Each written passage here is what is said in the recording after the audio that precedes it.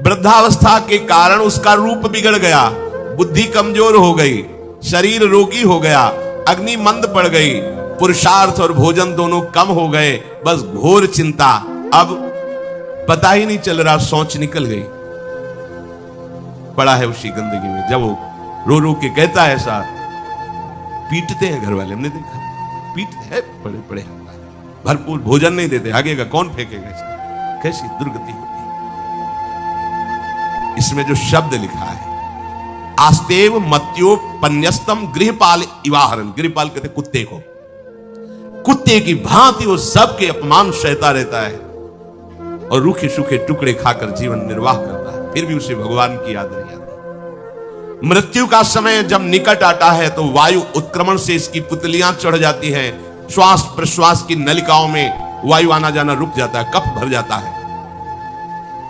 अब इसे श्वास लेने में भयानक कष्ट होता है, कंठ में घुरघुराहट, पर उसका मोह उन्हीं अपने बच्चे, परिवार, घर, सब ये सब छूट जाएगा। बड़ी दुर्गति है। अंतिम समय क्या सोच रहा है, ये पत्नी छूट जाएगी, बेटे छूट जाए, और बेटों ने क्या उनके साथ व्यवहार किया, ये मोह है, ये मेरा कमाया हुआ मकान कैसे छोड़ सकता हूं, तो छिपकली बन के आना, इसी मकान में रहेंगे ना। पक्का आपका अंतिम फाइनल आपका चिंतन होता है, आपका चिंतन वही बनेगा जो जीवन भर आपने किया, उसके परिणाम में बंधु बांधव आकर घेर लेते और मनाने लगते हैं कि अब जल्दी मर जाए, भगवान उठा लें इसे। मृत्यु पाश के वशीभूत महान कष्ट को भोगता हुआ अपने परिवार का चिंतन करता है। वो मूड ये भी नहीं सोच पा रहा कि अगर अंतिम समय कृष्ण बोल दूं, राधा बोल दूं तो काम बन जाए। कुटुंब का भरण पोषण और मोह में लगा हुआ यमराज के दूत आते हैं, मार मार के उसके प्राणों को खींचते हैं। वो तो मार वही जानता है जिस पे पड़ती है, और सोचता कौन है, विवेक है नहीं, इसलिए सोच काम नहीं करती। भयंकर रोष युक्त नेत्र वाले, जिनके देखने से पेशाब छूट जाए, तभी तो आप देखो मरने वाले का शौच और शंका सब छूट जाती है, देखने मात्र से, इतने वो भयानक है। वो देखकर भय के कारण मलमूत्र त्याग कर देता है। सा दृष्ट्वा त्रस्त हृदयः स्रकन मूत्रम विमुंचति, इतना भयावह स्वरूप होता है उनकी घुड़क, और उनकी मार की टट्टी पेशाब सब छोड़ देता है। यमदूत उसे भयंकर यातना देते हुए प्राण खींचते हैं। अब ये तो वही जानता है जिसके खींचते हैं। बाहर वाले सब घेरे बैठे हैं, कोई एक बार भी नाम नहीं बोला। अगर एक बार बोल देता राधा तो भाग जाते यमदूत और वो बच जाता। पर ये सौभाग्य तो जिसने जीवन में धर्म किया है, कहीं ना कहीं भगवद आश्रय लिया, उसको ये मिलता है। जैसे कोई घोर अपराधी को सिपाही बांधकर ले जाते हैं, उसी प्रकार रस्सी में बांधकर बलात् उसको यमलोक की लंबी यात्रा कराती है। रास्ते में पिटाई, घुड़कियां, उसे प्यास लगती, पानी नहीं दिया जाता, तपती हुई भूमि पर चलाया जाता है। कुत्ते नोचते हैं, व्याकुल होता है, भूख प्यास उसे बेचैन कर दी। पर यहां किसी की भूख नहीं मिटाई तो तुम्हें रास्ते में भोजन नहीं मिलेगा। यहां कभी किसी को पानी नहीं पिलाया तो एक बूंद पानी नहीं मिलेगा तुम्हें। ये कर्म भूमि है। दावानल जैसी दहकती हुई भूमि पर उसे चलाया जाता है।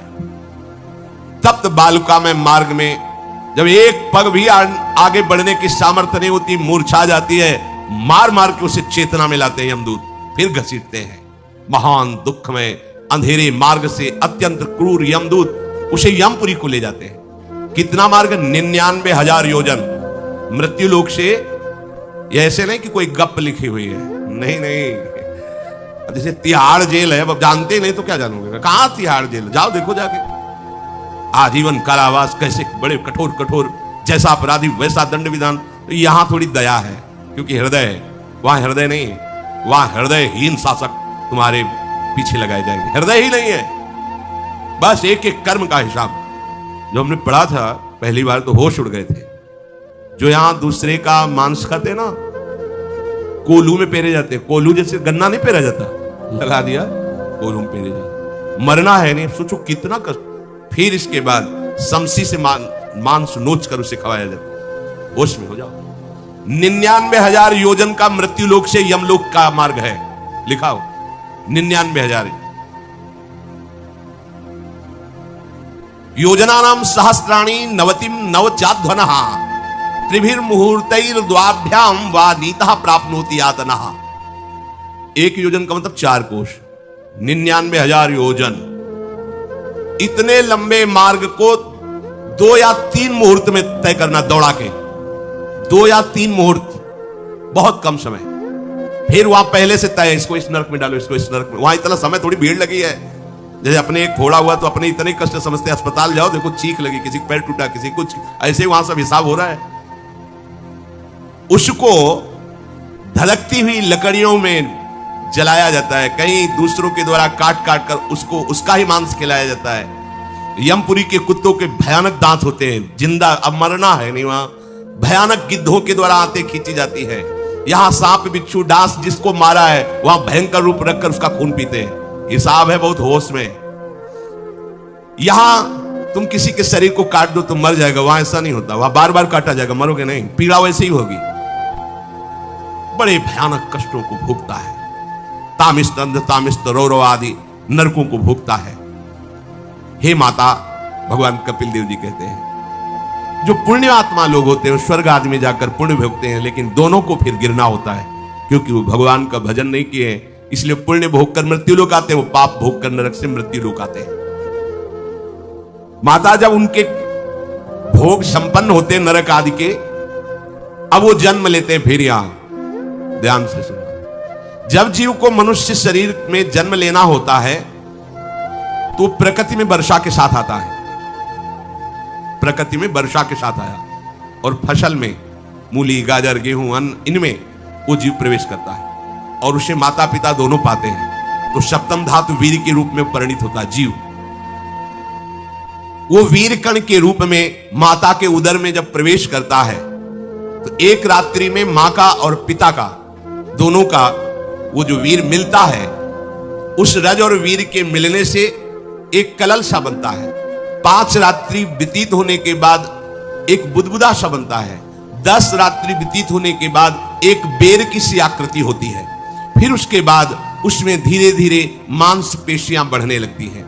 1 महीने में उसके सिर निकल आता है, 2 महीने में हाथ पांव अंगों का विभाग होता है, तीसरे महीने में नख रोम अस्थि चर्म स्त्री पुरुष के चिन्ह प्रकट हो जाते हैं, 4 महीने में मांसादि 7 धातुएं प्रकट हो जाती है, 5वें महीने में चेतना जागृत हो जाती है। जैसे अपने चेतना, ऐसे 5वें महीने में गर्भस्थ शिशु की चेतना जागृत हो गई। जीव है पर चेतना 5 महीने बाद मां के गर्भ में जागृत। अब उसे भूख लगती है, प्यास लगती है, वहां की तापमयी जलन पीड़ा, छोटे छोटे कीड़ों के द्वारा काटना, 6ठे मास में झिल्ली से लपटा हुआ मां की दाहिनी कोख में कीड़े की तरह तड़पता है।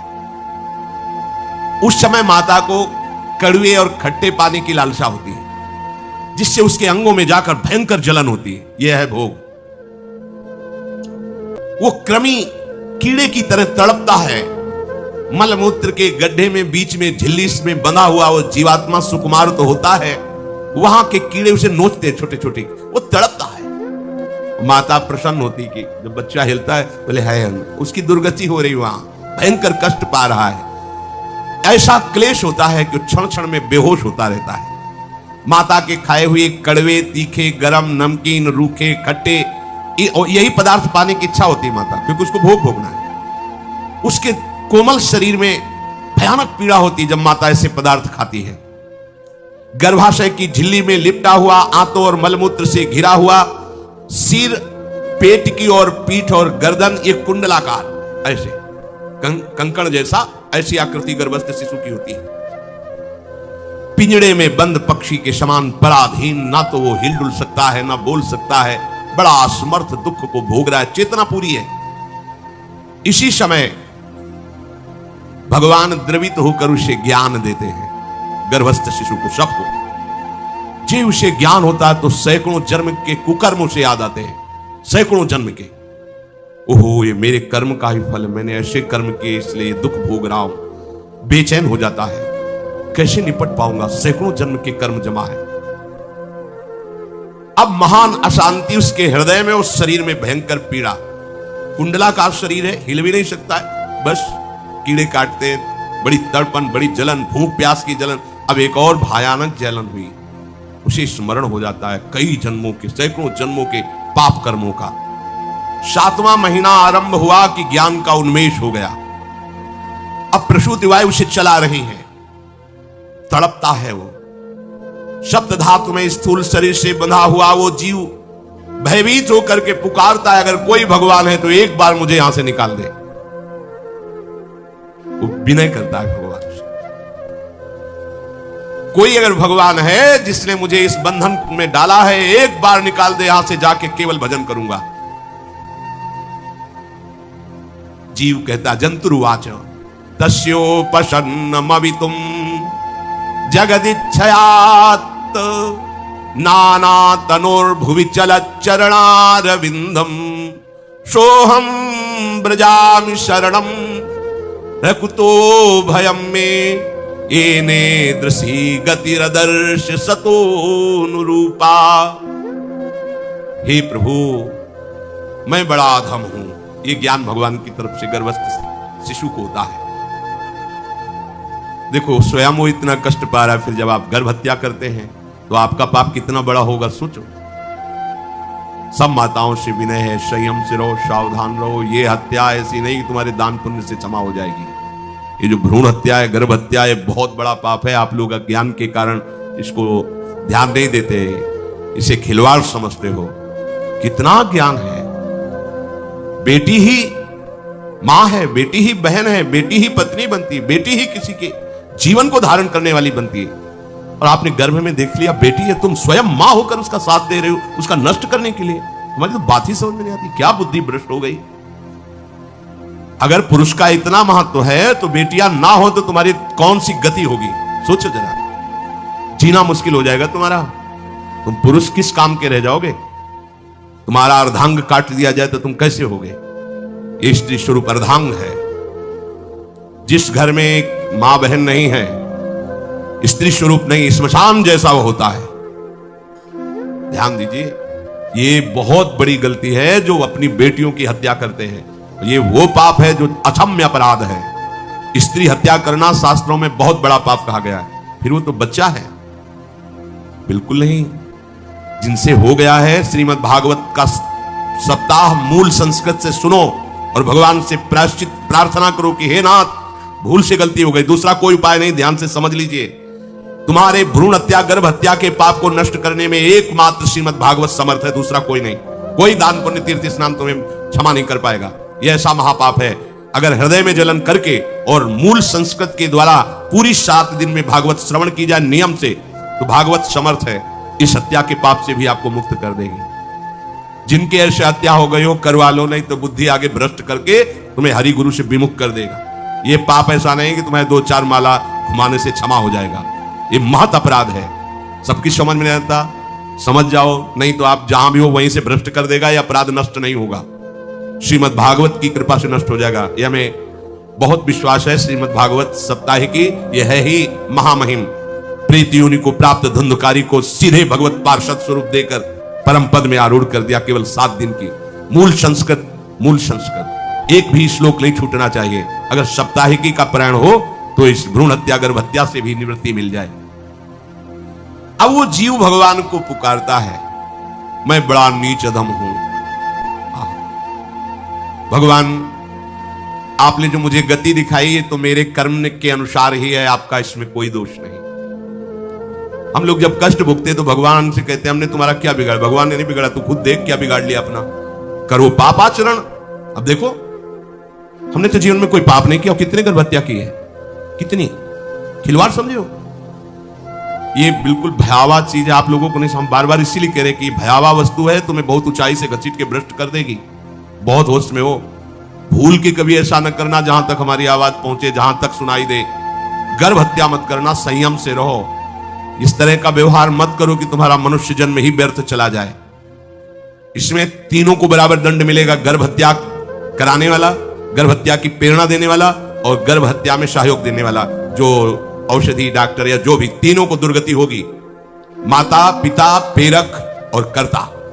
ऐसा नहीं कि आप डॉक्टर हो तो आपको गर्भ हत्या करने का अधिकार नहीं। आप डॉक्टर हो दूसरे के शरीर को स्वस्थ करके निरोग करने के लिए, हत्या करने के लिए नहीं। कोई भी हमारा संविधान ऐसा आदेश नहीं करता कि आप गर्भ हत्या कर दो। ना भागवतिक और ना भारतीय संविधान ऐसा संविधान आदेश नहीं करता। अब वो जीव कह रहा है कि प्रभु मेरे योग्य ही है आपने जो मुझे दंड दिया है। मैंने सुना है कि आपकी शरण में जो आता है आप उसकी रक्षा कर लेते हैं। आपकी जो शरण में हो जाता है वो इस भूमि पर, भारत भूमि पर, विश्व पर निर्भय विचरण करता है। कोई उसे भय नहीं प्रदान कर सकता। प्रभु, मैं इस माता के उदर में माया का रहस्य न जानने के कारण ऐसे कर्म किए कि मैं आ गया हूं, बहुत दुख पा रहा हूं। हे निर्विकार अखंड बोध स्वरूप परमात्मा, मैं बार बार नमस्कार करता हूं। प्रभु, मेरे ऊपर कृपा कर दो, एक बार इस गर्भ से निकाल दो। मैं यहां से बाहर जाकर आपका निरंतर भजन करूंगा। ये वादा करके आए हम प्रभु से। सब प्रभु ने करुणा करके हमें चांस दिया है मनुष्य शरीर। प्रभु, मैं बहुत जन्मों से इस समय स्मृति आ रही देख रहा हूं, कर्मों में भटकता रहा आपसे विमुख होकर के। ये जो मुझे अभी ज्ञान हो रहा है केवल आपकी कृपा से तत्कालिक है। तत्कालिक, एक तत्कालिक वैराग्य होता है, जैसे कथा सुनी हो मन में आया कि अब तो भजन ही करना है। ये तत्कालिक है, स्थायी नहीं है। इसे स्थायी बनाओ। प्रभु, आप अंतर्यामी हो, आप सब कुछ जान रहे हो। तीनों तापों की शांति के लिए भक्तजन आपका भजन करते हैं। मैं देहधारी होकर जीव माता के उदर में मलमूत्र से रुधिर की झिल्ली में फंसा हुआ माता की जठराग्नि के ताप से जल रहा हूं। प्रभु, एक एक क्षण में यहां विकल होकर केवल इंतजार कर रहा हूं कि किस समय मुझे यहां से निकाला जाएगा। दीन बंधु, यहां से कब मैं निकलूंगा। स्वामिन, आप बड़े दयालु हो। आप जैसे उदार प्रभु ने मुझ गर्भस्थ शिशु को यह ज्ञान दिया। हे दीन बंधु, आप अपनी कृपा से प्रसन्न हो जाइए। प्रभु, एक बार निकाल दीजिए। मैं ऐसा भजन करूंगा कि दोबारा संसार के दुख में नहीं आऊंगा। कपिल भगवान कहते हैं, हे माता, वो गर्भस्थ बालक शिशु भगवान से प्रार्थना करता है, भगवान का आदेश होता है, तत्काल प्रसव वायु धक्का मारती है। जो ही प्रसव वायु धक्का मारती तो उसको ऐसा भयंकर कष्ट होता है, जैसा पीछे लिखा है कि जैसे जिंदा किसी की चमड़ी उतारी जाए, ऐसा मां के गर्भ से निकलते समय उसे कष्ट होता है। वो अत्यंत कष्ट से व्याकुल होता है। उसी समय उसका वो ज्ञान नष्ट हो जाता है जो भगवान ने दिया था। उस समय उसकी श्वास की गति रुक जाती, जैसे किसी का गला दबा दिया जाए तो कैसा लगेगा। ऐसी ही पूरी की पूरी भागवती की स्मृति नष्ट हो गई। राधा वल्लभ श्री हरिवंश महाराज जी की ये वीडियो अगर आपको अच्छी लग रही है तो आप हमारे चैनल को सब्सक्राइब कर लीजिए और बेल आइकन के नोटिफिकेशन को ऑन कर लीजिए, जिससे महाराज जी की वीडियो सबसे पहले आप तक पहुंचाने में हमको आसानी होगी। राधे राधे।